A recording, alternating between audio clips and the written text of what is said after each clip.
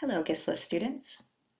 For my tutorial, I was inspired by a buzzword that didn't make our syllabus for 488 this semester, responsive design, which refers to website design that takes into account the proliferation of devices of all different sizes that we now use to access the internet. Instead of designing a fixed desktop site and then adding on separate sites for mobile, tablet, and whatever the next big device turns out to be, sites based on responsive design automatically adjust to display appropriately for each device. Now I'm just going to cover one specific responsive design technique in this tutorial, but a simple Google search will turn up a plethora of other techniques and tutorials. The technique we're going to see today is the CSS media query, which you probably encountered in the W3C tutorial.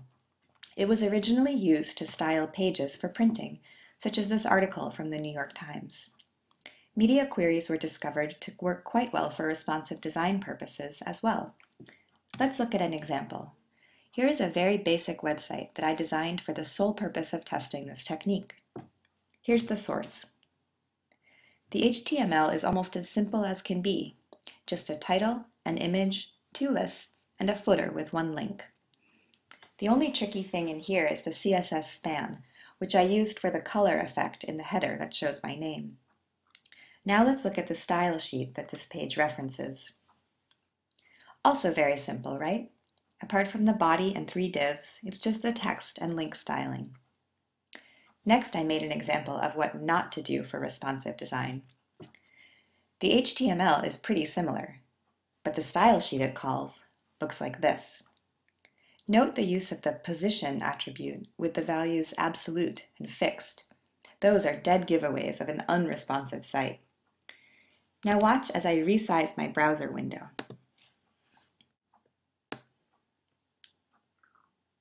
The content disappears on a smaller display. A mobile user may never know that I read children's books in addition to adult ones.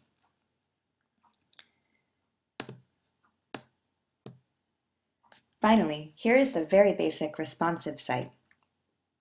Again, the HTML looks familiar. I've just added some JavaScript recommended as a patch for Internet Explorer 9. The style sheet it calls, though, deserves a closer look. First, here is the styling of the divs, where you can see the image both in the background of the header and in its own div. We'll get to the reason for that in a moment. Notice, too, that there are a lot more percentage values than there are absolutes. Now the media query fun begins. Each query is preceded by the @media tag, then the specs for the screen size in question. The one you see here is designed for a pretty large browser display, anything over 980 pixels wide. It uses almost the same styling as the overall page, but hides the image div so that the header background image is the only one that displays. The next media query is designed for smaller desktop computers. It's essentially the same as the first. But the next one is optimized for tablets. So the image moves from the header background to its own div, and the two column divs, content right and content left, float a little more freely. Note that the header div is only 75% of its original height. Finally, the query for mobile devices shrinks the header to half its original height and decreases the font size, so that more text shows up at once on a smartphone. The div content right is cleared of its float so that it swings back underneath content left as the browser resizes. Let's take a look at that.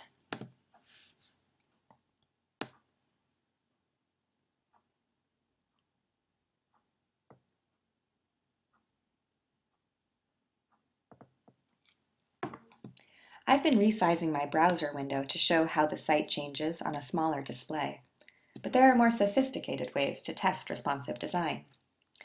Belgian designer Leonard Schoors created a simple responsive design test page, and Ben Keen borrowed his code to create a JavaScript version that generates a bookmarklet so you can automatically view your page in the desired dimensions.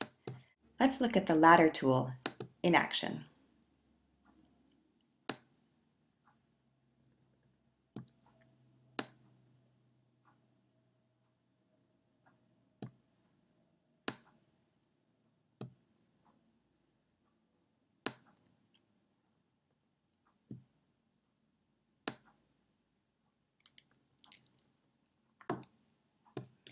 This, along with the other resources that I used for learning about and testing media queries, will be listed at library.com after this tutorial is posted. I want to emphasize that this is a bare bones example of what is possible with CSS media queries.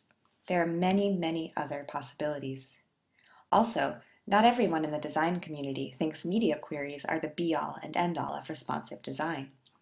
Critics have pointed out pitfalls, such as how inefficient it is to ask a phone to download multiple versions of an image before displaying only the smallest, or none at all. They also point out that using CSS to make sites designed for the desktop more responsive still leaves the desktop as the default, in spite of all the incredible statistics that have been coming out about mobile adoption in the US and worldwide. Some are now pushing the concept of mobile first, to force designers to think about the content that a user of a particular device most needs. These shifts make it essential that as librarians, we consider how our catalogs and websites look and function on our patrons' smartphones and tablets. I hope this tutorial has shown you how CSS media queries can give you a leg up in responsive design. But if you're not ready to dive in head first, there are some easy tools available for building a mobile-friendly site listed at library.com. Thank you for watching.